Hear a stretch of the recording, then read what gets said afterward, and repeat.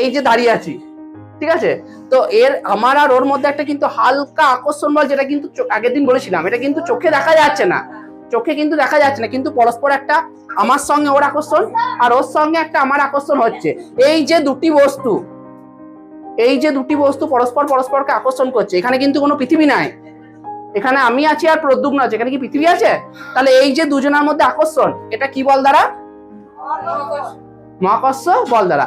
যে বলটা স্যার তাহলে কই দেখতে পাচ্ছি না তো যে প্রদ্যুম্ন আমাকে আকর্ষণ করছে, এখানে সেই আকর্ষণের কথা বলা হচ্ছে না যেটা তোরা এখন ভাবছিস, ঠিক আছে? সেই আকর্ষণের কথা বলা হচ্ছে না, ঠিক আছে?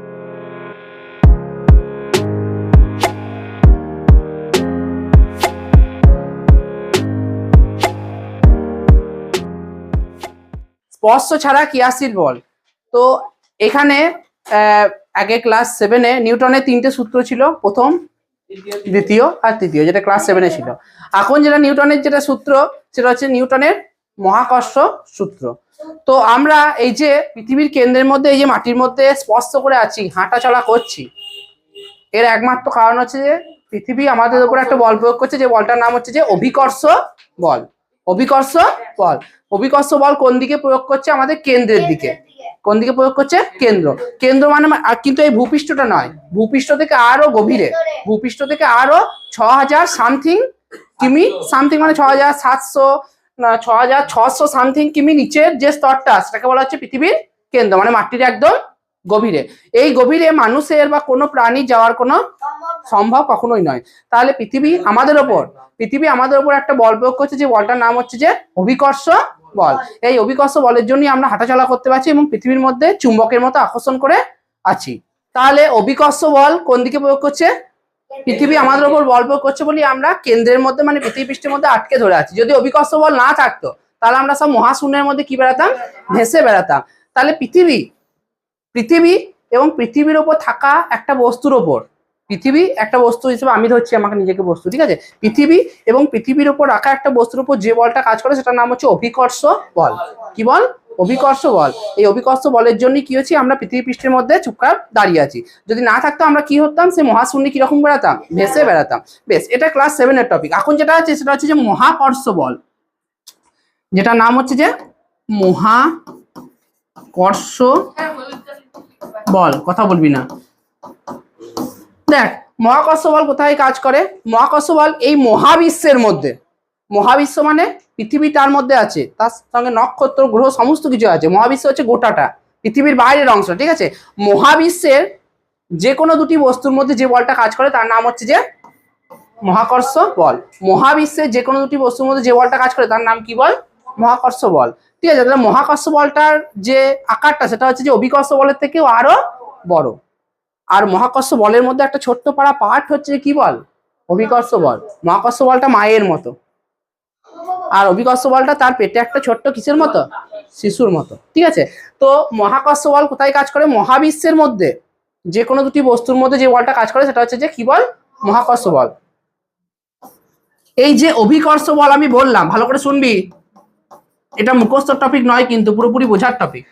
দেখ, এই অভিকর্ষ বল, এই যে অভিকর্ষ বল বললাম, অভিকর্ষ বল মানে কি? পৃথিবী আর আমি ধরলাম, পৃথিবী আর পৃথিবীর উপর রাখা একটা বস্তু আমি ধরলাম, ঠিক আছে? তাহলে পৃথিবী এবং আমার মধ্যে যে বলটা সেটা কি বল? অভিকর্ষ, যার মধ্যে আমি দাঁড়িয়ে আছি। এই অভিকর্ষ বলও কিন্তু এক প্রকার কি বল? এই অভিকর্ষ বল এক প্রকার কি বল? মহাকর্ষ বল। কারণ অভিকর্ষ বলটা ছোট্ট জায়গার মধ্যে, আর গোটা জায়গার মধ্যে কি আছে? মহাকর্ষ বল। তাহলে এই অভিকর্ষ বল এক প্রকার কিস বলের উদাহরণ? মহাকর্ষ বল। ঠিক আছে? কিন্তু মহাকর্ষ বল কিন্তু অভিকর্ষ বল নয়। যেমন দুটো নক্ষত্র আর গ্রহ, নক্ষত্র আর কি গ্রহ, নক্ষত্র গ্রহ এগুলো সব পৃথিবীর কি বাইরে? তো তো এই যে দুটোর মধ্যে আকর্ষণ করে ধরে আছে, এই দুটোর মধ্যে আকর্ষণ কিন্তু অভিকর্ষ নয়। অভিকর্ষ বল সবসময় পৃথিবীর সঙ্গে কানেক্টেড থাকবে। অভিকর্ষ বল মানে পৃথিবী হতে হবে আর পৃথিবীর উপর রাখা যে কোনো একটা বস্তু হতে হবে। পৃথিবী কানেকশন হলেই সেটা শুধুমাত্র অভিকর্ষ বল হবে। এই যে একটা গ্রহ, এটা এই হাতটা আমার গ্রহ আর এই হাতটা আমার নক্ষত্র, তাহলে এখানে কোনো পৃথিবীর কানেকশন আছে? তাহলে গ্রহ আর নক্ষত্রের মধ্যে পরস্পর যে বলটা একে অন্যের আকর্ষণ করছে সেটা কিন্তু অভিকর্ষ নয়, সেটা হচ্ছে কি বল? মহাকর্ষ বল। সেটা কি বল? মহাকর্ষ বল। তাহলে অভিকর্ষ বললে শুধুমাত্র পৃথিবী থাকতেই হবে, পৃথিবী এবং আমি, পৃথিবী এবং তুই। ঠিক আছে? তাহলে সেক্ষেত্রে যে বলটা সেটা হচ্ছে কি বল? অভিকর্ষ বল। তাহলে মহাকর্ষ বলের যে আয়তনটা সেটা অনেক বড়, আর অভিকর্ষ বল তার মধ্যে একটা ছোট্ট পাড়া অংশ। এবারে ধর আমার পাশে একটা দুজনাকে রেখে দিলাম, ঠিক আছে। তো আমার আর ওই আর একটা ছেলের মধ্যে যে পরস্পরের কিন্তু আকর্ষণ করছে, যে আমি আর এই যে দাঁড়িয়ে আছি, ঠিক আছে। তো আমার আর ওর মধ্যে একটা কিন্তু হালকা আকর্ষণ বল, যেটা কিন্তু আগের দিন বলেছিলাম, এটা কিন্তু চোখে দেখা যাচ্ছে না, চোখে কিন্তু দেখা যাচ্ছে না, কিন্তু পরস্পর একটা আমার সঙ্গে ওর আকর্ষণ আর ওর সঙ্গে একটা আমার আকর্ষণ হচ্ছে। এই যে দুটি বস্তু পরস্পরকে আকর্ষণ করছে, এখানে কিন্তু কোনো পৃথিবী নাই, এখানে আমি আছি আর প্রদ্যুম্ন আছে, এখানে কি পৃথিবী আছে? তাহলে এই যে দুজনের মধ্যে আকর্ষণ, এটা কি বল দ্বারা? মহাকর্ষ বল দ্বারা। যে বলটা স্যার তাহলে কই দেখতে পাচ্ছি না তো যে প্রদ্যুম্ন আমাকে আকর্ষণ করছে, এখানে সেই আকর্ষণের কথা বলা হচ্ছে না যেটা তোরা এখন ভাবছিস, ঠিক আছে, সেই আকর্ষণের কথা বলা হচ্ছে না, ঠিক আছে। তো যেটা তোরা ভাবছিস, তো ভালো করে শুনবি। তো এই যে দুটি বস্তুর মধ্যে বা দুটি মানুষের মধ্যে পরস্পর হালকা একটা পরস্পরের উপর পরস্পর কি থাকে, একটা আকর্ষণ বল থাকে, সেটা কিন্তু অভিকর্ষ নয়, সেটা কি বল? মহাকর্ষ বল। কারণ দুটি বস্তু অভিকর্ষ বল কখন হবে? কি কানেকশন থাকতেই হবে? পৃথিবী।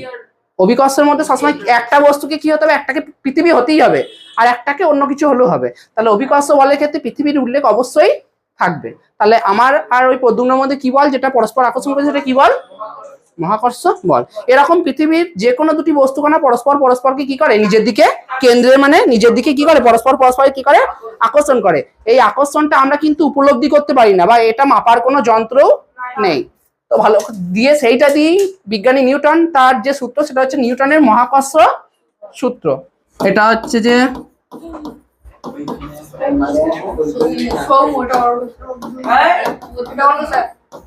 বেশ, যেহেতু দুজনের কাছে, ঠিক আছে। তো আমার আর প্রদ্যুম্নের মধ্যে একটা কি হচ্ছে, পরস্পর কেন্দ্রের দিকে, কেন্দ্র মানে কি, নিজের দিকে আকর্ষণ হচ্ছে, এদিকে মনোযোগ দিবি। তাহলে সৌম্য প্রদ্যুম্নর দিকে, আবার প্রদ্যুম্ন সৌম্যর দিকে, ঠিক আছে। তো একে অন্যকে নিজের কেন্দ্রের দিকে পরস্পর কি করছে, আকর্ষণ করছে।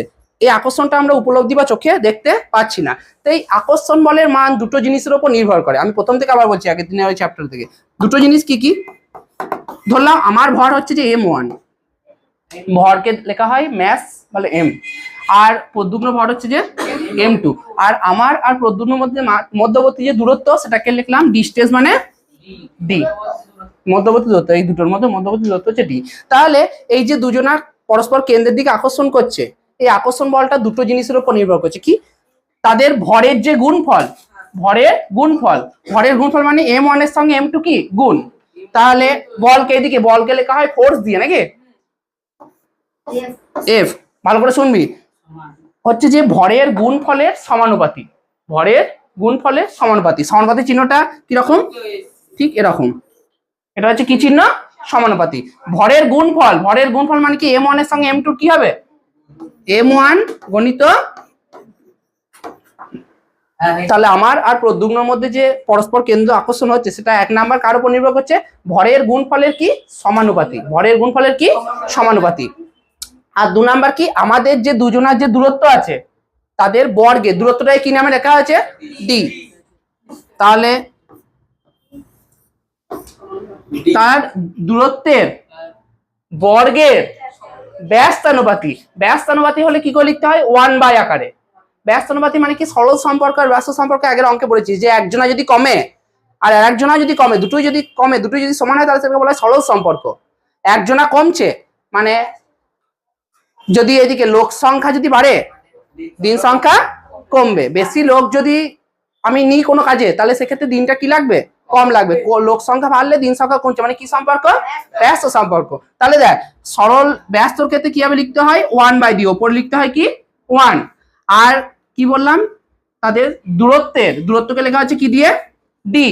বর্গ মানে কি মাথায় স্কয়ার, আর 1/d স্কয়ার মানে কি সম্পর্ক, এটা সরল নয়, কি এটা ব্যস্ত। তাহলে এটা হচ্ছে 1 নাম্বার, এটা হচ্ছে 2 নাম্বার। একবার বলছি, তাহলে আমার আর একটা বস্তুর মধ্যে যে আকর্ষণ বল, পরস্পরকে আকর্ষণ করছে, এই আকর্ষণ বল দুটো জিনিসের উপর নির্ভর করে। তাদের ভরের যে গুণফল তার সমানুপাতির ক্ষেত্রে কিন্তু এক হবে না, ঠিক আছে, ওপরে এক হবে না। তাদের ভরের গুণফলের সমানুপাতি, আর তাদের মধ্যবর্তী দূরত্বের বর্গের কি ব্যস্ত, দুটি হচ্ছে কার মান, দুটি হচ্ছে কিসের মান, বলের মান। বলটা দুটো জিনিসের উপর নির্ভর করছে, একটা ভরের গুণফলের সমানুপাতি আর দূরত্বের বর্গের ব্যস্তানুপাতি। এবারে এক আর দুটোকে পরস্পর মিশিয়ে দেবো, পরস্পর মেশালি আমার যে গাণিতিক ফর্মুলা যেটা তোরা 2 নম্বরে করছিলি, সেটা পেয়ে যাবি। কিরকম করে মেশাবো, দেখ মেশাচ্ছি, দেখ এটা হচ্ছে যে 1 নাম্বার সমীকরণের একদিকটা হচ্ছে বাম দিক আর ওই দিকটা হচ্ছে 2 নাম্বার সমীকরণের এই পাশটা হচ্ছে বাম দিক ওই দিকটা হচ্ছে ডান দিক। দেখ দুজনার বাম দিকে কি আছে, এফ আছে, তাই জন্য দুটো একই আছে বলে একবারই লিখলাম। সমানুপাতিক চিহ্ন দিলাম, এটা কি চিহ্ন, সমানুপাতিক। এফ স্কয়ার হবে না, দুটোকে একসঙ্গে মেশাচ্ছি, এটাকে বলে যৌগিক ভেদ। যৌগিক দুটোই যেহেতু একই আছে তাহলে একবার লিখবো।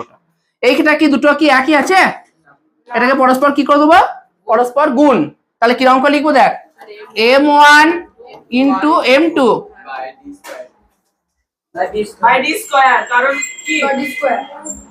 গণিত শুধু ডি স্কয়ার নাই, 1 বাই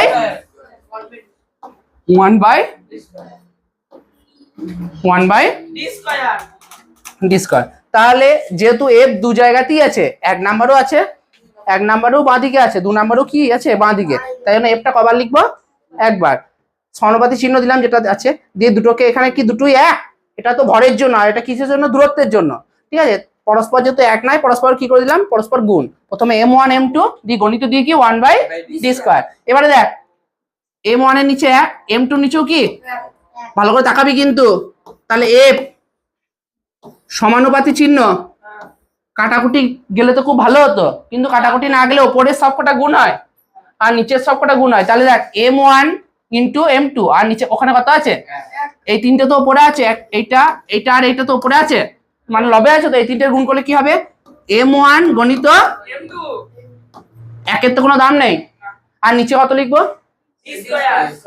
এক একে তো একই হয়, একের সঙ্গে ডি স্কয়ার গুণ করলে ডি স্কয়ার হলো এতদূর। তাহলে এফ সমানুপাতিক m1 into m2 by D square. এই যে 1 আর 2 পরস্পর মিশিয়ে দিলাম, এটা অঙ্কের ভাষায় ক্লাস 10, এটাকে বলা হয়, অঙ্কের ভাষায় বলা হয় যৌগিক ভেদ। আমি তোদেরকে টার্মটা বলে রাখছি, যখন তোরা 10-এ পড়বি তখন মনে হবে হ্যাঁ একবার স্যার বলেছিল কিন্তু যৌগিক ভেদ, যাদের একটুখানি সেন্সটা আছে, ঠিক আছে। একে বলা হয় কি, যৌগিক ভেদ। যৌগিক মানে কি, দুটো জিনিসকে পরস্পর কি করে দেওয়া, মিশিয়ে দেওয়া। এই ক্ষেত্রে যদি মিশিয়ে দেওয়ার সময় দেখবো যদি দুটো জিনিস থাকে একই জায়গায়, তখন কিন্তু দুবার লিখবো না, সেটা কবার লিখবো, একবার। আর এটাকে পরস্পর গুণ করা, m1 m2 গণিত 1 বাই ডি স্কয়ার দিয়ে ওপরের গুণ আর নিচের গুলোর গুণ। এতদূর পর্যন্ত কি আসছে, এফ সমানুপাতিক m1 m2 বাই কত, ডি স্কয়ার। পরের লাইন, এই সমানুপাতিক চিহ্ন যদি তুলি তাহলে সেক্ষেত্রে কি চিহ্ন দেবো, সমান। এই সমানুপাতিক চিহ্ন তুলে যদি সমান চিহ্ন দিই তাহলে সেক্ষেত্রে একটা ধ্রুবক প্রয়োগ করতে হবে, যেটা তোরা বারবার বলছিস। ধ্রুবকটার নাম হচ্ছে যে এখানে জি, যেটাকে বলা হচ্ছে যে মহাকর্ষীয় ধ্রুবক। তাহলে দেখ সমান চিহ্ন দিলাম, ধ্রুবক লিখলাম, ইন্টু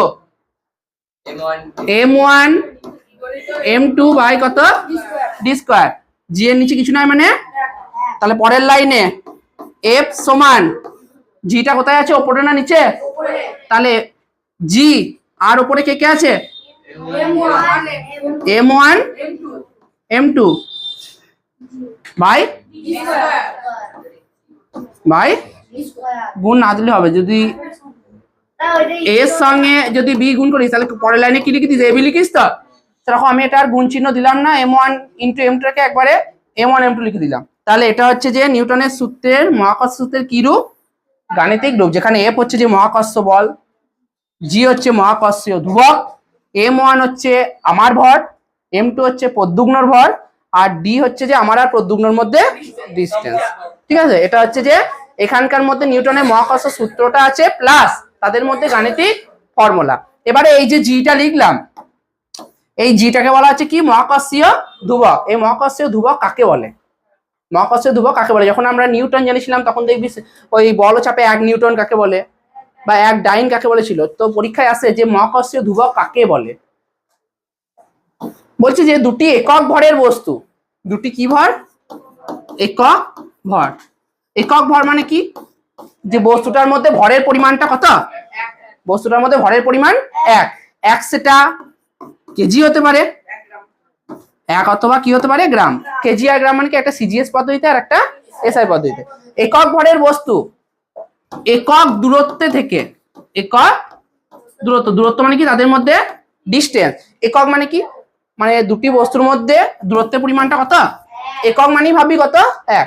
এবার দূরত্বটা কি হতে পারে, 1 কি হতে পারে, প্রদ্যুম্ন আগের দিন ছিলিস, 1 কি হতে পারে, এখানে যেমন কেজি আর গ্রাম, 1 কি হতে পারে ওখানে, হ্যাঁ ঘন নয়, 1 বর্গমিটারও হতে পারে, ঘন নয়, ঘন সেমি, ঘন নয় বর্গ সেমি, মানে মিটার স্কোয়ার, স্কোয়ার মানে বর্গ, আর যদি কিউব হয় তাহলে কি পড়ছিলিস অঙ্কে, ঘন, ঘন। তাহলে এক সেটা মিটার স্কোয়ারে হতে পারে মানে বর্গ মিটার, অথবা এক সেমি স্কোয়ার হতে পারে। দুটো কেন লিখেছি, দুটো কেন লিখেছি, এখানেও দুটো লিখেছিলাম, এখনই বলে দিলাম 5 সেকেন্ড আগে বললাম। এটা দুটো কারণ লিখেছি, একটা সিজিএস পদ্ধতিতে, একটা দূরত্বে সিজিএস পদ্ধতিতে একক, আর একটা হচ্ছে যে এসআই পদ্ধতিতে। তাহলে দুটি একক ভরের বস্তু, দুটি সবসময় দুটো থাকছে তো, আমার আর প্রদ্যুগ্ন দুটো থাকছে, তাহলে দুটি একক ভরের বস্তু একক দূরত্বের ব্যবধানে থেকে পরস্পরকে কি করছে, বল প্রয়োগ করছে, তাই জন্যই তো আমরা একে অপরকে কি করছি, আস্তে আস্তে আকর্ষণ করছি। তাহলে দুটি একক ভরের বস্তু একক দূরত্বের ব্যবধানে থেকে যে বল দ্বারা পরস্পরের কি করে, সেই বলটার নামই হচ্ছে যে মহাকর্ষীয়, মহাকর্ষীয় ধ্রুবক। তাহলে সেক্ষেত্রে ভরটা হতে হবে একক আর দূরত্বটাকে হতে হবে একক। 4 নাম্বার টপিক, প্রথম টপিকে ছিল নিউটনের মহাকর্ষ সূত্র, দ্বিতীয় টপিকে তাদের মধ্যে গাণিতিক রূপ বলছি, আর 3 নাম্বার টপিকে কি, মহাকর্ষীয় ধ্রুবক। 4 নাম্বার যেটা বলেছে কি, অভিকর্ষ বল এবং অভিকর্ষ ত্বরণ পরস্পর কি সমান।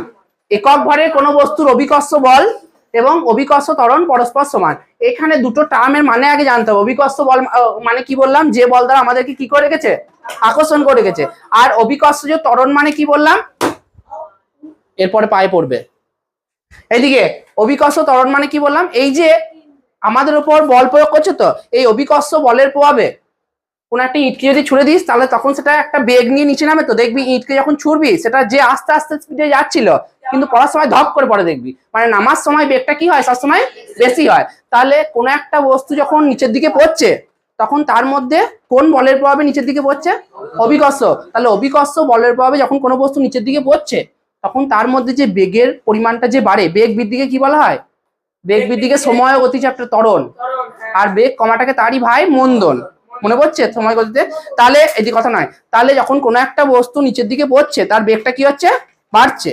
তাহলে অভিকর্ষ বলের প্রভাবে কোনো একটা বস্তুতে যে বেগটা বাড়ে, তা কি বলা হচ্ছে, কি ত্বরণ, অভিকর্ষ বলের প্রভাবে কোনো একটা বস্তুর মধ্যে যে বেগটা কি হয়, বাড়ে, বেগ বাড়ে মানে ত্বরণটাও বাড়ছে, সেই ত্বরণের বৃদ্ধিটাকে কি বলা হচ্ছে, অভিকর্ষ যে ত্বরণ। এই দুটো জিনিস পরস্পর কি প্রমাণ করতে হবে, সমান। দেখ, প্রথমে করার জন্য নিউটনের দ্বিতীয় সূত্র থেকে একটা গাণিতিক রূপ আমরা জেনেছিলাম, যেটা হচ্ছে এফ সমান এম গণিত, মনে পড়ছে, নিউটনের দ্বিতীয় সূত্র থেকে এফ সমান এম ইন্টু এ, যেখানে এফ হচ্ছে যে বল, এম হচ্ছে যে ভর, আর এ হচ্ছে অ্যাসিলারেশন মানে ত্বরণ। তাহলে নিউটনের দ্বিতীয় সূত্র থেকে কি, এফ সমান এম এ। আর নিউটনের যে মহাকর্ষ সূত্র, দেখ একটুখানি আগের দিন বলেছিলাম যে এই যে ডিস্টেন্স, ডিস্টেন্সটাকে আমি ডি দিয়ে লিখতে পারি, আর একটা কি দিয়ে লিখতে পারি, রেডিয়াস, মানে কি দিয়ে, কি দিয়ে লিখতে পারি, যেমন বৃত্ত, বৃত্তের কেন্দ্র, কেন্দ্র দ্বারা বলছি তো, বৃত্তের কেন্দ্র থেকে এই গোটাটাকে বলা হয় বৃত্তের পরিধি, পড়েছিস কোনোদিন, গোটা অঞ্চলটাকে বলা হয় বৃত্তের পরিধি। এই কেন্দ্র থেকে যে কোনো পরিধি বরাবর একটা দাগ যদি টানি, তাকে বলা হয় বৃত্তের কি, ব্যাসার্ধ, বৃত্তের ব্যাসার্ধ। ব্যাসার্ধটাকে ইংরেজিতে বলা হয় রেডিয়াস। এর মানে কি, এই বৃত্তের কেন্দ্র থেকে, বৃত্তের কেন্দ্র থেকে তার পরিধি পর্যন্ত দূরত্ব, তো এটাও তো দূরত্ব, আমাদের ক্ষেত্রে নয়, এটা কার ক্ষেত্রে, বৃত্তের ক্ষেত্রে। বৃত্তের কেন্দ্র থেকে তার কি পর্যন্ত দূরত্ব, পরিধি। এই বৃত্তের কেন্দ্র থেকে পরিধি পর্যন্ত যে দূরত্ব, সেটাকে অঙ্কের বৃত্ত চ্যাপ্টারে কি বলা হয়, সেটাকে ব্যাসার্ধ। এই ব্যাসার্ধটা একটা কি, দূরত্ব, ব্যাসার্ধটাও তো একটা দূরত্ব। তাহলে আমি বলেছিলাম যে এই যে সূত্র, যে মহাকর্ষ সূত্র, দূরত্বকে দুভাবে লেখা হয়, একটা ডি দিয়ে আর একটাকে আর দিয়ে। ক্ষেত্রে এই প্রয়োজনে, সূত্রের প্রয়োজনে প্রমাণ করার এই তাগিদে আমাকে এখানে কি দিয়ে লিখতে হবে, আর দিয়ে। তাহলে দূরত্বকে দুভাবে লেখা হয়, একটা ডি মানে ডিস্টেন্স, আর একটা রেডিয়াস মানে হচ্ছে যে দূরত্ব। স্যার এইখানটা কিরকম লিখলেন, আগে তো M1 M2 লিখেছিলেন, এখন আবার কি বড় হাতের এম ছোট হাতের এম লিখে দিলেন। তো এদিকে দেখ, জি মানে হচ্ছে যে মহাকর্ষীয় ধ্রুবক, কি বল, অভিকর্ষ বলের মধ্যে কি থাকবে, একটা পৃথিবী থাকবে, আর পৃথিবীর মধ্যে একটা বস্তু থাকবে, মানে আমি থাকবো আর কি থাকবে, পৃথিবী, অথবা তুই থাকবি অথবা কে থাকবে, পৃথিবী। অভিকর্ষ বল মানে কে কানেকশন থাকবে, পৃথিবী। তাহলে দেখ এম, এম মানে হচ্ছে যে পৃথিবীর ভর, পৃথিবীর ভর। কেন স্যার পৃথিবীকে নিয়ে এলেন, কারণ এটা কি প্রয়োগ, কি আছে, কি বল, অভিকর্ষ বল মানে পৃথিবী থাকবে, আর পৃথিবীর মধ্যে কি থাকবে, একটা, পৃথিবীর মধ্যে একটা বস্তু থাকবে। তাহলে এম মানে হচ্ছে যে পৃথিবীর ভর, আর এই ছোট হাতের এম মানে কি, পৃথিবীর উপর থাকা পৃথিবীর উপর থাকা অপর একটা বস্তুর ভর, মানে আমার পৃথিবীর উপর থাকা অপর একটা বস্তু বল সৌম্যর ভর, ঠিক আছে, সৌম্যর ভর। তাহলে জি মানে হচ্ছে যে মহাকর্ষীয় ধ্রুবক, বড় হাতের এম মানে হচ্ছে যে কার ভর, ছোট হাতের এম মানে হচ্ছে সৌম্য মানে আমার ভর, এখানে সৌম্য জায়গায় তোরা নিজেদের করে নিতে পারিস। তাহলে আর সৌম্য আর পৃথিবীর মধ্যে দূরত্ব কি আর না আর সাধারণত সূত্রতে কি বলেছে, তাদের দূরত্বের বর্গের বলেছিল। তো ওইখানে কি এরকম লিখছিলাম, G m1 m2 by d লিখছিলাম, ডি এর কি লিখছিলাম, তাহলে তাহলে দূরত্বের সবসময় কি হবে স্কয়ার। তাহলে জি মানে মহাকর্ষীয় ধ্রুবক, এম মানে আমার ভর, আর এম মানে পৃথিবীর ভর, আর আর মানে আমার আর পৃথিবীর মধ্যে কি দূরত্ব। বেশ, পরের ধাপে আসছি। 1 আর 2 নাম্বার তুলনা করে পাই, 1 ও 2 যদি তুলনা করি কি পাবো, এটা কি করছি আমি তুলনা করছি, ভালো করে তাকাবি। দুজনার বাঁ দিকে কি আছে সেম আছে, তো দুজনার বাঁ দিকে কি আছে সেম আছে, যেহেতু এদের বাঁ দিক গুলা সমান, যেহেতু ওদের কি দিকগুলা সমান, বাঁ দিকগুলা সমান, কারণ এখানেও এফ এখানেও এফ, তাই জন্য তুলনার নিয়ম অনুসারে এদের ডান দিকগুলোকেও পরস্পর কি করতে পারি, সমান করতে পারি। যেহেতু এই দুটো সমীকরণের বাঁ দিকগুলো পরস্পর সমান, এখানেও এফ আছে এখানেও এফ আছে, তাই জন্য তাদের ডান পক্ষটাও আমি কি করতে পারি, সমান করতে পারি। যদি বাঁ দিকটা সমান না হতো তাহলে কিন্তু করতে পারতাম না। তাহলে ডান দিকে প্রথমটা কি আছে এম এ, আর ওদিকটা ডান দিকে কি আছে জি ছোট হাতের এম বড় হাতের এম বাই উভয় দিকের এর নিচে এক, তো এর নিচু তো এক নাকি। দেখ দুপাশ কখন কাটে বলতো, ওপরে ওপরে দুপাশই ভাগের সমান না, যখন মাঝখানে কি চিহ্ন থাকে, মাঝখানে সমান চিহ্ন থাকে, তখনই একমাত্র জিনিস যে ওপরে ওপরে কাটে। একমাত্র সমানের সময় যে এরকম 2/3 আছে আর এদিকেও 2/5 আছে, তখন একমাত্র যদি এটা এদিকে তাকাবি, দুটো জিনিস লিখেছি, একটা 2/3 সমান 2/5, আর একটা 2/3 গণিত 2/5। এই গুণের ক্ষেত্রে তো ওপরে ওপরে কাটে না, ওপরে ওপরে গুণ করতে হয়, কত গুণ করে 2 দিয়ে 4/15 হয় নাকি। কিন্তু যখন মাঝখানে সমান চিহ্ন থাকবে তখন এই ওপর আর ওপর কি করতে পারবি, শুধুমাত্র কার ক্ষেত্রে কি চিহ্ন থাকলে, গুণ চিহ্ন থাকলে কিন্তু নয়, গুণ চিহ্ন থাকলে একমাত্র কোন দিকে, ওপর নিচে আর কি কোনাকুনি। বল বেশ, তাহলে এখানে কে কে কাটবে বলে মনে হচ্ছে, ছোট হাতের এম আর ছোট হাতের এম, ছোট হাতের এম আর কি জন্য কাটলো, মাঝখানে কি চিহ্ন আছে বলে সমান। তাহলে রূপটা কিরকম হবে, এ সমান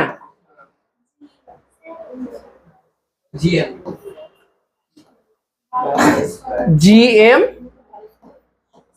বাই কিসের স্কয়ার, কারণ এখানে দেখ শুধুমাত্র এ আছে আর এখানে আছে জি বড় হাতের এম বাই নিচে আর স্কয়ার, এ সমান এত। আচ্ছা আমি কার সঙ্গে কার এখানে পরস্পর সমান দেখাতে চাইছি, অভিকর্ষ বল আর কি অভিকর্ষ ত্বরণ, অভিকর্ষ বল আর হচ্ছে অভিকর্ষ ত্বরণ। অভিকর্ষ ত্বরণ কাকে বলে, কোনো একটা বস্তু যখন নিচের দিকে পড়ে তখন তার মধ্যে যে ত্বরণের সৃষ্টি হয়, মানে যে বেগটা বাড়ে তাকে বলা হচ্ছে কি ত্বরণ, অভিকর্ষজ ত্বরণ। অভিকর্ষ ত্বরণের যে রাশিমালা, এটা হচ্ছে যে অভিকর্ষ ত্বরণের রাশিমালা, যেখানে জি সমান বড় হাতের জি, বড় হাতের জিটা কি মহাকর্ষীয় ধ্রুবক, বড় হাতের এমটা কৃষ্ণেন্দু 1 কি এখানে বড় হাতের এমটা, বড় হাতের এমটা কি একবার দেখিয়ে দিলাম তো বোধ, পৃথিবীর ভর, আর আর মানে হচ্ছে কি দূরত্ব, আর মানে হচ্ছে যে দূরত্ব, পৃথিবী এবং পৃথিবীর মধ্যে থাকা অপর একটা বস্তুর মধ্যে দূরত্ব। তাহলে অভিকর্ষ ত্বরণের রাশিমালা কি, ছোট হাতে জি সমান বড় হাতে জি এম বাই কি আর স্কয়ার। তাহলে এই জি এম বাই আর স্কয়ারের জায়গায় আমি কি লিখতে পারি, জি এম বাই আর স্কয়ারের জায়গায় দুটোই তো সমান, তাহলে কি লিখতে পারি আমি এখানে, জি এম বাই আর স্কয়ারের জায়গায় আমি ছোট হাতে জি লিখতে পারি তো, কারণ এটাও যা এটাও মাঝখানে কি চিহ্ন আছে সমান। আমার কাছেও 50 টাকা আছে, তোর কাছেও 50 টাকা আছে, মানে কার কাছে বেশি টাকা আছে, কারোর কাছে বেশি টাকা নাই, কারণ তোর কাছেও যা আছে আমার কাছেও তাই আছে। যদি আমি বলতাম আমার কাছে 100 টাকা আছে তোর কাছে 50 টাকা আছে, মানে বলতে পারতাম যে আমার কাছে 50 টাকা কি আছে তোর থেকে বেশি আছে। তাহলে দেখ G M by r square এটা সমান কত লিখতে পারি, ছোট হাতের জি। এইটা কিসের রাশিমালা, অভিকর্ষ ত্বরণ কাকে বললাম, ইয়া কোন একটা বস্তু যখন নিচের দিকে পড়ে তখন কি হয় বেগটা, এটা কি বলা হচ্ছে, কোন বলের প্রভাবে বেগটা বাড়ে, অভিকর্ষ, ঠিক আছে। বেশ এইদিকে তাহলে এ সমান কত লিখবো? রাজবর্মন এ সমান কত লিখবো? ওইটা ওই জিএম বাই দেখতে পাচ্ছিস তো, ওইটা কত লিখবো? কত লিখবো? কোন হাতে জি? ছোট হাতে জি, কারণ জি এর মানই হচ্ছে যে কি বড় হাতে জিএম বাই আর স্কয়ার, যেটা কার রাশিমালা? অভিকর্ষ যোগ কি? মনোযোগ, মনোযুক্ত যোগ, মন থেকে যে কানেকশনটা আসে, যেটা একমাত্র পড়াশোনাতে আসে না আজকালকার দিনে ছেলে মেয়েদের, সেই জিনিসটা এখন করতে হবে, এখন করতে হবে সেটা, ঠিক আছে? এইদিকে তাহলে জিএম বাই আর স্কয়ার সমান কি? এটা কি কিসের রাশিমালা? অভিকর্ষ যোগ আবার ত্বরণের, অভিকর্ষ যোগ ত্বরণের। তাহলে এ সমান কি? এ সমান জি, যেটা এটা হচ্ছে যে বল, এক্ষেত্রে অভিকর্ষ বল কার সঙ্গে সমান? তাহলে অভিকর্ষ বল অভিকর্ষ ত্বরণ পরস্পর কি মাঝখানে কি চিহ্ন আছে? সমান। তাহলে এ সমান কি? জি। তাহলে প্রথমে প্রমাণ করার জন্য নিউটনের সূত্র নিয়েছিলাম, দ্বিতীয় সূত্র, আর এটা নিয়েছিলাম মহাকর্ষ বলের সূত্র, মানে মহাকর্ষের সূত্র। দুটোকে 1 নাম্বার 2 নাম্বার দিয়েছিলাম, দুটোকে কি করেছিলাম? তুলনা করেছিলাম। যেহেতু এর বাঁ দিকগুলো সমান, তাই জন্য ডান দিকগুলো পরস্পর কি করেছিলাম? সমান, সমান পরস্পর সমান করেছিলাম। এম আর এম কি করে দিয়েছিলাম? কেটে দিয়েছিলাম। তাহলে একুটের দাঁড়িয়েছিল এর সমান জিএম বাই কি আর স্কয়ার। এইটা হচ্ছে কার সূত্র বলেছিলাম? অফিসটা লিখে দিয়েছিলাম কিসের সূত্র? অভিকর্ষ ত্বরণের, যেটাকে কি দিয়ে রাখা হয়? ছোট হাতের জি, স্মল জি। তাহলে এখানে হলো কি এ সমান জি। তাহলে অতএব অভিকর্ষ বল এবং অভিকর্ষ ত্বরণ পরস্পর কি? পরস্পর সমান, প্রমাণিত। গ্যালিলিওর আছে মোট 3টে সূত্র। এদিকে মোট কটা সূত্র? 3টে। আচ্ছা, যদি একটা কয়েন আর একটা কাগজ ফেলে দিই, তাহলে কোনটা পড়বে আগে? কাগজটা পরে পড়বে, কয়েনটা আগে পড়বে। যদি বেশ দাঁড়া, এইদিকে আচ্ছা চারপাশে কি আছে? বায়ু আছে নাকি? যদি কয়েনের ওপরে আমি কাগজকে চাপিয়ে দিই, দুজনাই একসাথে বন্ধুর মতো একসাথে পড়বে। যদি এবারে যদি ধর, যদি চারপাশে বায়ু আছে, ঠিক আছে, চারপাশে, এদিকে ভালো করে শোন, চারপাশে যদি বায়ু আছে বলি, কয়েন আর কাগজের মধ্যে কয়েনটা কি পড়ছে? আগে পড়ছে, মানে কয়েনটা বেশি পরিমাণ বায়ুকে কি করে দিচ্ছে? সরিয়ে দিচ্ছে, বেশি পরিমাণ বায়ুকে কি করে দিচ্ছে? সরিয়ে দিচ্ছে। আর ওর ক্ষেত্রে কাগজটা বেশি পরিমাণ বায়ুকে সরাতে পারছে না, তাই জন্য সে আস্তে আস্তে আস্তে আস্তে পড়ছে, আর তাই জন্য সে খুব আস্তে আস্তে পড়ছে, আর কয়েনটা ধপ করে নিচের দিকে পড়ে যাচ্ছে। কিন্তু যদি চারপাশে বায়ু না থাকে, মানে অবস্থাটা আমি স্থির করে দিই, স্থির মানে কি? চারপাশে কোনো বায়ু নেই, তাহলে তুই এই যে কয়েন আর এই যে কাগজ দুটোই একই সঙ্গে পড়বে। কারণ প্রথমে কি জন্য আগে পড়ছিল? কারণ চারপাশে কি ছিল? বায়ু ছিল। কিন্তু যদি বায়ু সমস্ত হাটিয়ে দিচ্ছি, একবার শূন্য, কিচ্ছু নয় বায়ুটাও, তাহলে কয়েন এবং কাগজ দুটো কি বসবে? একসাথে পড়বে, ঠিক আছে? যদি উচ্চতাটা কি রাখা হয়? 1, মানে উচ্চতা 1 মানে কি? দুটো বস্তু কি একই লেভেল থেকে বেলছি? একটা বস্তুকে 1 তলা, একটা বস্তু 3 তলা, সেটা বলছি না, দুটো কি কি তলা থেকে বেলছি? 1 তলা থেকে। যদি উচ্চতা 1 থাকে আর তাদের মধ্যে অবস্থাটা কি থাকে? স্থির। অবস্থা স্থির মানে সেখানে কোনো বায়ু, সেখানে কোনো বায়ু নেই। তাহলে গ্যালিলিও বলেছিল 1 নাম্বার, যদি একই উচ্চতা থেকে এবং তাদের মধ্যে অবস্থা যদি কি থাকে? স্থির থাকে, তাহলে দুটো বস্তু সমান দ্রুততায় নিচের দিকে, সমান দ্রুততায় নিচের দিকে, মানে কাগজ এবং কয়েন দুটো একই ভাবে নিচের দিকে নামবে। যদি কি থাকে? যদি বায়ু না থাকে। বায়ু থাকার ক্ষেত্রে আমি কিন্তু বলছি না। আর আর যত সময় বাড়বে, 2 নাম্বার, যত সময় বাড়বে তত, এই কথা নয়, সময় যত বাড়বে তত বস্তুর বেগটাও কি হবে?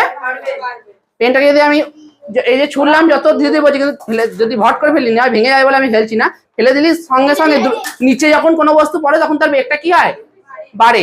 তাহলে 1 নাম্বার সূত্রে কোনো বস্তু যদি উচ্চতা 1 থাকে এবং অবস্থাটা স্থির থাকে, তাহলে দুটো বস্তু সমানভাবে নিচের দিকে, সমান দ্রুততার সঙ্গে নিচের দিকে নামবে।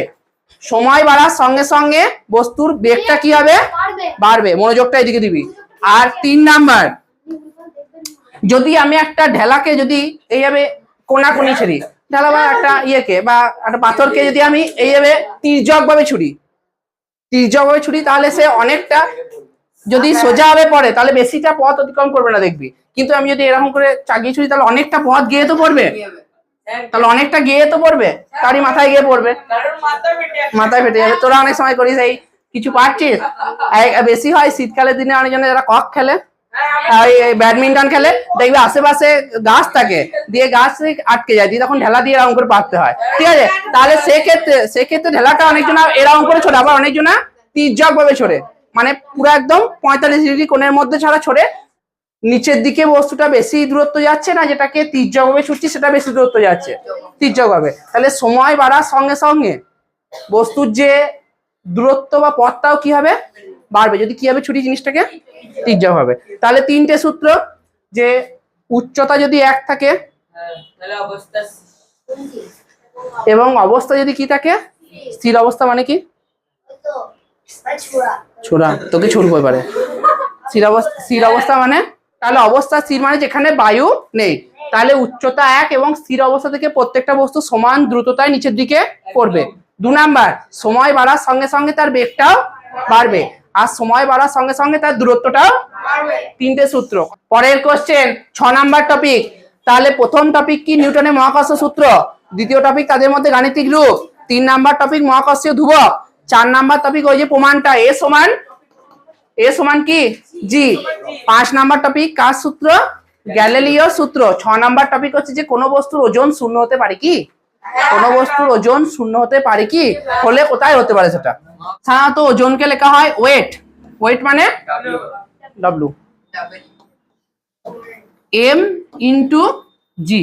তাহলে ওজন সমান ভর, এম মানে ভর তো, আর ছোট হাতে জি মানে কি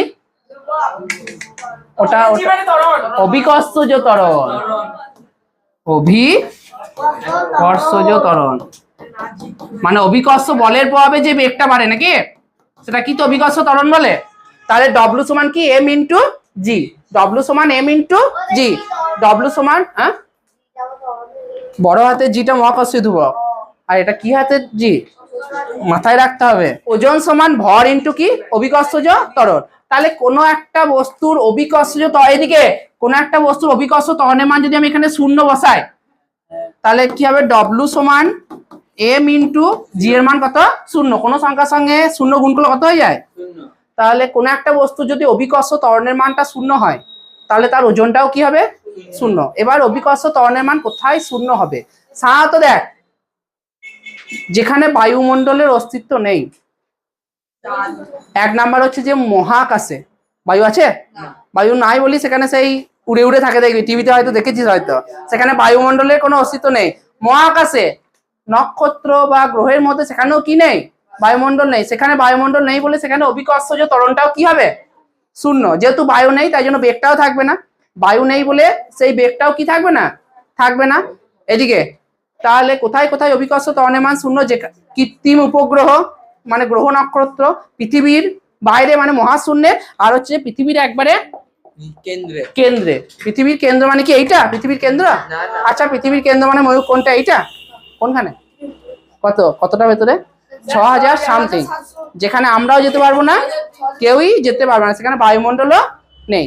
তাহলে যেখানে বায়ুমণ্ডলের উপস্থিতি নেই বা বায়ুর উপস্থিতি নেই সেইখানে অভিকর্ষ ত্বরণের মানটা কি হবে শূন্য হবে। কোথায় কোথায় মহাকাশে, কৃত্রিম উপগ্রহে আর পৃথিবীর কেন্দ্রে, এই তিনটে জায়গায় অভিকর্ষ ত্বরণের মানটা কি শূন্য। অভিকর্ষ ত্বরণের মানটা শূন্য বলে সেখানে বস্তুর ওজনটাও কি হবে শূন্য। তাহলে যেখানে বস্তুর অভিকর্ষ ত্বরণের মান শূন্য সেখানে তার ওজনের মানটাও কি হয় শূন্য হয়। দুটি হাতকে ঘষলে হাতটা কি হবে গরম হচ্ছে, তাহলে এই দুটো যখন হাতকে ঘষছি তখন হাতের মধ্যে নিশ্চয়ই কোনো বল আসছে বলে হাতটা কি হচ্ছে গরম হচ্ছে। সাধারণত ভালো করে শুনবি, এটা নতুন টপিক। হ্যাঁ এইদিকে যখন আমরা চিরুনি দিয়ে এইদিকে চিরুনি দিয়ে চুলটা আঁচড়াই, দিয়ে আঁচড়ানোর পর এইদিকে কটা বাজে না এখনো, চিরুনি দিয়ে চুলটা আঁচড়ানোর পর যখন আমি একটা ছোট্ট কাগজ সেখানে দিয়ে দিই তখন দেখবি চিরুনি আর কাগজ পরস্পর কি হয়ে যায় আকর্ষণ করে। কিন্তু যখন চিরুনি দিয়ে চুলটা আঁচড়াস নাই তখন যদি কাগজটা দিস তখন কিন্তু ঠক করে কি হয়ে যাবে কাগজটা পড়ে যাবে। কিন্তু একবার দেখবি চিরুনি দিয়ে আঁচড়াবি আজকে, দিয়ে আঁচড়ানোর পর কাগজটা দেখবি পরস্পর কি হয়ে গেছে। তাহলে যখন এইটা বেশ এইটা যখন কি করছিস এটা মানে ঘর্ষণ করছিস তো, পরস্পর ঘষছিস তো, কার সঙ্গে কার ঘষছিস চুলের সঙ্গে কাকে চিরুনিকে, তখন তাদের মধ্যে একটা কিসের আবির্ভাব ঘটে একটা শক্তি। এই শক্তিটার নাম হচ্ছে যে এইদিকে এই শক্তিটার নাম হচ্ছে যে ভালো করে শুনবি, নতুন টপিক তার জন্য মনোযোগটা বেশি দিবি, জীবনে শুনিস না এটা আজকে প্রথম শুনছিস, তোরা একটু অবাক হবে। হ্যাঁ এটা আবার কি জিনিস স্যার বলছে, তাই জন্য যেগুলো আসবে না সেগুলো একটু ভালো করে শুনবি। দুটি বস্তুকে যখন আমরা ঘষছি তখন তার মধ্যে একটা বিশেষ শক্তি হচ্ছে, যে শক্তির জন্য হাত দুটো কি হয়ে যাচ্ছে গরম। চিরুনি দিয়ে যখন চুল আঁচড়াচ্ছি তখন কাগজ যদি রাখি তাহলে কাগজটাও কি করছে পরস্পর আকর্ষণ করছে, মানে পরস্পর ঘর্ষণের ফলে একটা কি হচ্ছে শক্তি, যে শক্তিটার নাম হচ্ছে আধান। এবারে দেখ, কথা বলিস না, আধান। এবারে শুনবি, সাধারণত আমাদের চারপাশে পৃথিবীতে যত রকমের বস্তু আছে সমস্ত বস্তু ছোট ছোট কণা দিয়ে তৈরি, যে কণাটাকে বলা হচ্ছে, সেটাকে বলা হচ্ছে আমাদের যত রকমের বস্তু আছে, এই টেবিল চেয়ার সমস্ত ক্ষুদ্র ক্ষুদ্র কণা দিয়ে তৈরি, যেটাকে বলা হচ্ছে কি কি অনেকগুলি পরমাণু জুড়ে কি তৈরি হয়? অণু। মনে পড়ছে সেই 6 না 7 পড়েছিলাম, পরমাণু জুড়ে কি তৈরি হয়? অণু। পরমাণুর মধ্যে, পরমাণুর যে একদম মিডিলে কে কে থাকে? প্রোটন থাকে, প্রোটন আর নিউট্রন। আর চারপাশে বাচ্চা ছেলের মতো, দস্যি ছেলের মতো ঘুরে ঘুরে বেড়ায় ইলেকট্রন। এখানে প্রোটন হচ্ছে যে খুবই শান্ত ছেলে, আর ইলেকট্রন হচ্ছে দস্যি ছেলে, চারপাশে কি করবে? ঘুরে ঘুরে বেড়াবে, চোঁচো করে বেড়াবে। আর নিউটন সাথেও নাই, কারণ কোনো কাজই নাই, চুপ করে, মানে প্যারালাইসিস রোগীর মতো চুপ করে বসে আছে, দেখছে সমস্ত কিছু, ঠিক আছে। তো পরমাণুর ভেতরে দুটো কণা, একটা প্রোটন আর একটা নিউট্রন, আর চারপাশে গিয়ে ঘোরাঘুরি করছে ইলেকট্রন। এবারে আমাদের যে দেহ, আমাদের দেহে অনেক অসংখ্য কি দিয়ে তৈরি হয়েছে? পরমাণু। কোষ তো আছি, কোষের ভেতরে আছে, কোষের দেখ ভালো করে শুনবি, কোষটাকে যদি ভাঙিস তাহলে বিভিন্ন কি পাবি? অণু। স্যার অণুগুলো আবার কি? এই যে জল, প্রোটিন, কার্বোহাইড্রেট, পড়েছিস তো এগুলা? ফ্যাট, চর্বি, এগুলো হচ্ছে সব কি? তাহলে কোষটাকে ভাঙলে বিভিন্ন অণু কি কি? জল, প্রোটিন, কার্বোহাইড্রেট, এগুলো কিসে ছিল ক্লাস 7-এ? মানুষের খাদ্য, পড়েছিস তো? তাহলে প্রোটিন, তারপরে ফ্যাট, কার্বোহাইড্রেট, এগুলো সব কি? অণু। এই অণুটাকে যদি চির করে ভাঙিস বা ছিড়িস তাহলে সেখান থেকে পাবো কি? পরমাণু। পরমাণুর মধ্যে কি আছে? কার্বন, হাইড্রোজেন, নাইট্রোজেন, এগুলো হচ্ছে কি? পরমাণু। তাহলে আমাদের দেহের মধ্যে কি আছে? পরমাণু। সেখান থেকে কি আসছে? অণু থেকে অসংখ্য কি? কয়কার পেটকাটার মধ্যে বা কয়কার তালবেশ কি? কোষ। এই কোষ দিয়ে একটা গোটা বডি। কোষ থেকে বলেছিলাম কলা থেকে অঙ্গ, মনে পড়ছে জীবন বিজ্ঞানের দেহের গঠনে? বেশ ভালো করে শুনবি। তাহলে এইদিকে, তাহলে আমাদের দেহের মধ্যে তো পরমাণু আছে, আর পরমাণুর মধ্যে একটা দস্যি ছেলে কি আছে? ইলেকট্রন। ইলেকট্রনের সাধারণত কি মান কি হয়? মাইনাস না প্লাস? আর প্রোটনের হয়, আর নিউটনের কিছুই নয়, প্লাসও নয় মাইনাসও নয়। এইদিকে ভালো করে শুনবি। তাহলে আমাদের দেহের মধ্যে যেহেতু পরমাণু আছে, তাহলে আমাদের পরমাণুর ভেতরে কি আছে? ইলেকট্রনও তো আছে। এবার ভালো করে শুনবি, যখন আমি চিরুনি দিয়ে চুল আঁচড়াচ্ছি, আমাদের দেহে অসংখ্য কি আছে? ইলেকট্রন। যখন আঁচড়াচ্ছি, সাধারণত যখন প্রোটন আর ইলেকট্রন যখন পরস্পর সমান থাকে তখন কিন্তু আকর্ষণ হয় না, বিকর্ষণ হয় না, মানে তখন নিরপেক্ষ। তারা গোটা একবার অঙ্ক পরীক্ষার মতো কি পেয়েছে? তারা শূন্য। যখন প্রোটনের পরিমাণও যা, আর প্রোটন আর কি ইলেকট্রনের পরিমাণটা যখন পরস্পর সমান, তখন তাদের মধ্যে কিন্তু কোনো আকর্ষণ বা বিকর্ষণ হয় না। কিন্তু যখন আমি চুলটা আঁচড়াচ্ছি, ভালো করে শুনবি, আমাদের দেহের মধ্যে কি আছে? ইলেকট্রন। চুলের মধ্যে কি আছে? ইলেকট্রন। কারণ আমাদের কি দিয়ে তৈরি দেহ? পরমাণু থেকে আবার কি? অণু থেকে আবার কি? কয়কার পেটকাটার মধ্যে কোষ। তাহলে যখন চুলের মধ্যে কি আছে? ইলেকট্রন। যখন আঁচড়াচ্ছি তখন আমাদের চুলের মধ্যে যে ইলেকট্রন, সেটা যাচ্ছে কার মধ্যে? কার মধ্যে? চিরুনির মধ্যে। তাহলে বললাম, যখন প্রোটন আর ইলেকট্রন যখন সমান থাকবে, তখন তার মধ্যে কোনো আকর্ষণও থাকবে না, বিকর্ষণ থাকবে না। যখন ইলেকট্রনটা যাতায়াত করবে, একটা থেকে অন্য জায়গায় যাতায়াত করবে, তখনই সৃষ্টি হবে এই শক্তিটা, বা যাকে বলা হচ্ছে আধান।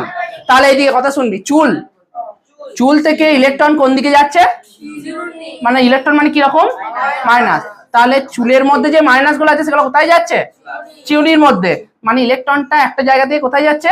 আরেকটা জায়গায়। যখন ইলেকট্রন একটা জায়গা থেকে আরেকটা জায়গায় যাবে, যখন ইলেকট্রন একটা জায়গা থেকে একটা জায়গায় যাবে, যখন ইলেকট্রন একটা জায়গা থেকে আরেকটা জায়গায় যাবে, তখনই সৃষ্টি হবে এই বলটা। মানে বলটার নাম হচ্ছে আধান। বলটার নাম কি? আধান। তাহলে তো চুলের মধ্যে, আচ্ছা চুলের মধ্যে ইলেকট্রন সব চলে যাচ্ছে, তাহলে চুলটা কিরকম হচ্ছে? সব হয়ে যাচ্ছে কি? ধনাত্মক। আর চিরুনিটা কি হয়ে যাচ্ছে? এবারে আমাকে বলবি কেন ধনাত্মক লিখলাম এটা? কেন এটা ধনাত্মক লিখলাম? কারণ চুলের মধ্যে ইলেকট্রন যেমন আছে, ইলেকট্রন ছাড়া একটা রিস্তা কি আছে পরমাণুর মধ্যে? প্রোটন। প্রোটন মানে কি? প্রোটন মানে কি? কিন্তু চুল থেকে কে যাচ্ছে, কে পালাচ্ছে? মাইনাস পালাচ্ছে, মানে মাইনাসটা কমছে, কিন্তু কে আগে থেকে মজুদ আছে? প্লাস মানে কি ধনাত্মক তো। আর চিহ্নিতে কিছুই ছিল না, মাইনাস যোগ হচ্ছে, মানে মাইনাস যোগ হচ্ছে মানে কি রকম? তাহলে চুল হয়ে যাচ্ছে ধনাত্মক।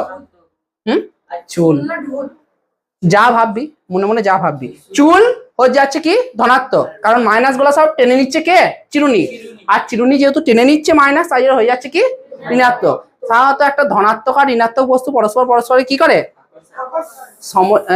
মনে পড়ছে সেই চুম্বক চ্যাপ্টারে যে আমি একটা দেখিয়েছিলাম যে প্লাস আর মাইনাসকে আকর্ষণ করেছিলাম, আকর্ষণ, কিন্তু যদি প্লাস প্লাস রাখি তাহলে কিন্তু আকর্ষণ করবে না। তাহলে সবসময় একটা ধনাত্মক আর ঋণাত্মক জিনিসই পরস্পর কি করে? কিন্তু দুটোই পজিটিভ পালাবে, দুটোই নেগেটিভ কি হবে? পালাবে। তাহলে এই যে তাহলে কোনো একটা বস্তুতে মোটা কথা এটাই যে যখন কোনো একটা বস্তুতে ইলেকট্রন আর প্রোটনের সংখ্যা সমান থাকবে তখন তার মধ্যে কোনো রকম শক্তি বা আকর্ষণ বিকর্ষণ থাকবে না। যখন ইলেকট্রনটা একটা জায়গা থেকে অন্য একটা জায়গায় চলে যাবে তখন তার মধ্যে যে শক্তিটা সৃষ্টি হবে সেটাকে বলা হচ্ছে কি সৃষ্টি হচ্ছে? তাকে বলা হচ্ছে যে আধান। ভালো করে শুনবি, 7 নাম্বার টপিক যেটা হচ্ছে যে কুলম্বের সূত্র। তাহলে আধান টপিকটা আমি এতক্ষণ যেটা বললাম সেটা আধানটা সম্পর্কে বলে দিলাম। আধান জিনিসটা কি? যখন একটা জায়গা থেকে ইলেকট্রন আর একটা জায়গায় যাবে তখন তাদের মধ্যে কি সৃষ্টি হবে? শক্তির আবির্ভাব হবে, যেটাকে বলা হচ্ছে আধান। যেটা হচ্ছে যে আধান। এই যে মারছি গরম হয়ে যাচ্ছে মানে কি আমার ইলেকট্রনটা তোর কাছে যাচ্ছে তাই জন্য শক্তি হচ্ছে, তাই জন্য তোকে মারলাম। এই যে বলছি না গরম হয়ে যাচ্ছে, এই যে হচ্ছে মানে ইলেকট্রন কি হচ্ছে? যাতায়াত করছে, তাই জন্য হাতটা কি হয়ে যাচ্ছে? গরম হয়ে যাচ্ছে। ঠিক আছে, বাবার রেজাল্ট দেখে গালে ঠাস করে চলো তুই গনগন করে ঘুরে রং করলি, মানে কি বাবার ইলেকট্রন যেটা আছে সেটা তোর কাছে চলে যাচ্ছে। আর চলে না এখনকার, চলে না, তাহলে ওইটা তো ইলেকট্রন যাচ্ছে। দুটি তড়িদাহিত, এদিকে তড়িদাহিত মানে যার মধ্যে আধান আছে, যার মধ্যে আধান আছে। নতুন নতুন টপিক এগুলা, তাই জন্য বাড়িতে সময়টা বেশি দিতে হবে। দুটি তড়িদাহিত বস্তু, কটি? দুটি। তড়িদাহিত মানে কি আছে? যার মধ্যে কি আছে? আধান আছে। দুটি তড়িদাহিত বস্তুকে যদি একই মাধ্যমে রাখা হয়, কি মাধ্যমে? একই মাধ্যম, মানে চারপাশে শুধুমাত্র বায়ুই আছে, এরকম একই মাধ্যমে যদি রাখা হয়, তড়িদাহিত মানে কি বললাম রিস্তা? তড়িদাহিত মানে কি আছে? যার মধ্যে আধান আছে। বেশ ভালো করে শুনবি। দুটি হ্যাঁ, এই যে তোকে আমি যাবো গালে ফাঁস করে চালাবো, তাহলে তখন তোর গালটা কিরকম হয়ে যাবে? লাল হয়ে যাবে, বেশ গরম হবে। বাবার এই সমস্যারে বিশাল। এই যে তার আমার যে ইলেকট্রন সেটা কোথায় চলে গেল? তোর কাছে। সাধারণত ইলেকট্রন তোর থেকে আরেক জায়গায় গেলে কি হয়ে যায়? তাদের মধ্যে যে শক্তিটা সৃষ্টি হয় বা যে আকর্ষণটা সৃষ্টি হয় সেটাকে বলা হচ্ছে আধান। কি বলা হচ্ছে? আধান। বাবা যখন মারে তখন সেটা আধান, টোটো ছুটে মারছে মানে আধান। এইদিকে এখন বলবি যখনই বাবারে আধান আমাকে দিও না তোমার, হ্যাঁ আধান তবে কোথা থেকে বলেছিলাম ওখানে, আজকেই পড়ে উঠলাম। এইদিকে তাহলে দুটি তড়িদাহিত বস্তু, এদিকে দুটি তড়িদাহিত বস্তু মানে যার মধ্যে আধান আছে, একই মাধ্যমে থাকলে তাদের মধ্যে যে বলটা সেটা আকর্ষণ হতে পারে, আবার কি হতে পারে? বিকর্ষণ হতে পারে। দুটো জিনিসের উপর নির্ভর করে, সেম টু সেম ওই মহাকর্ষ সূত্রের মতো। তাহলে এই তড়িদাহিত বস্তুর মধ্যে যে আকর্ষণ বা বিকর্ষণ বলটা সেটা দুটো জিনিসের উপর নির্ভর করে, সেম টু সেম মহাকর্ষ সূত্রের মতো। তাদের আধানের গুণফলের সমানুপাতি আর তাদের যে আধান দূরত্বের বর্গের ব্যাসার্ধ। দেখ আমি আর অর্ঘ স্যার, ঠিক আছে, আধানকে ইংরেজি ভাষা সাধারণত ভরকে এদিকে ভরকে ইংরেজিতে লেখা হয় এম, বলকে ইংরেজিতে লেখা হয় এফ, আধানকে ইংরেজিতে লেখা হয় কোয়ান্টাম, যার প্রথম অক্ষর কিউ। তাহলে আমার মধ্যে আধান আছে Q1 আর অর্ঘ স্যারের মধ্যে আধান আছে Q2। এদিকে সরি Q2। দুজনের মধ্যে দূরত্বটা আছে কত? আর অথবা ডিও দিতে পারিস এদিকে। তাহলে এই যে দুটি আধানযুক্ত বস্তুকে যদি একই মাধ্যমে রাখা হয় তাহলে তাদের মধ্যে হয় আকর্ষণ বল, নাহলে কি বল? বিকর্ষণ বল। কি কি জিনিসের উপর নির্ভর করবে? আমাদের দুজনা মানে আমার আর অর্ঘ স্যারের যে আধানের গুণফলের কি সমানুপাতি। তাহলে আধানের গুণফলের সমানুপাতি মানে কি? দেখ এফ সমানুপাতি কি হবে? হরি কি হবে? এফ সমানুপাতি। ভালো করে ভেবে বল, আধানের গুণফলের সমানুপাতি। আধান দুটোকে কি দিয়ে লিখেছি? একটা Q1, তাহলে Q1 গণিত এদিকে 2 নাম্বারটা F সমানুপাতি কত হবে বল?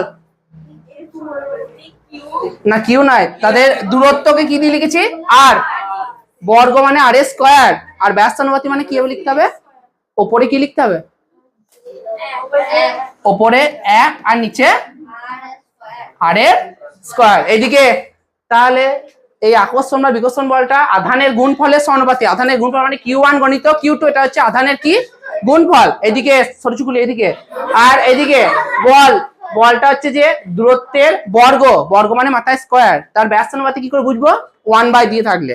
এই দুটোকে এবার কি করবো, পরস্পর মেলালে কি বলা হয় অঙ্কের ভাষায়, অঙ্কের ভাষায় কি বলা হয়, আমি বলছিলাম টেনে, হ্যাঁ তোর মাথাতে আছে ভালো কিছু। এইদিকে তাহলে এইদিকে Q1 Q2 এটা হচ্ছে 1 নাম্বার, আর এইদিকে এটা হচ্ছে কত নাম্বার, 2 নাম্বার। তাহলে পরস্পরকে মিশিয়ে দিচ্ছি, কি ভেদ, যৌগিক। তাহলে কি হবে, আচ্ছা দুবার থাকলে কবার লিখতে হয়, তাহলে এফ সমানুপাতি, এইদিকে কৃষ্ণ কত হবে, দুটোকে মিশালে কি হবে, Q1 ইন্টু Q2 ইন্টু, সেটা হবে ভাই এখানে 1 বাই কত আর স্কয়ার। আচ্ছা কি আছে, Q1 এর নিচে 1 আছে, Q2 নিচে 1 আছে, স্বীকৃতি বল কি হবে, কত হবে এটা দেখে না, এখান থেকে দেখে ইয়ে করে বল, কাটাকুটি গেলে কাটাকুটি করতে, যদি কাটাকুটি না যায় তাহলে কি করব, কোনটা কি বল, ওপরে কি লিখবো, গণিত Q2 আর স্কয়ার। আচ্ছা এই সমানুপাতিটা চিহ্নটা তুললে কি দিতে হয় রোকেয়া, এটা কি দিতে হয়, আগেরটাই ছিল ধ্রুবক, আগের যে মহাকর্ষ সূত্রের ধ্রুবকটার নাম কি ছিল, বড় হাতের, কিন্তু এটা কিন্তু মহাকর্ষ সূত্র নয়, সূত্র বুঝে দিলাম, কিসের সূত্র ছিল, কুলম্বের সূত্র। এই ক্ষেত্রে সূত্রটাতে ধ্রুবক হচ্ছে যে, এই ক্ষেত্রে ধ্রুবক হচ্ছে যে, এদিকে মনোযোগ দিবি, এই ক্ষেত্রে ধ্রুবকটা হচ্ছে যে, ধ্রুবকটার কি নাম, তাহলে k ইনটু কত হবে, Q1 Q2 বাই কত, এটা হচ্ছে যে কুলম্বের সূত্রের কি রূপ, এটা হচ্ছে কুলম্বের সূত্রের কি রূপ, গাণিতিক রূপ।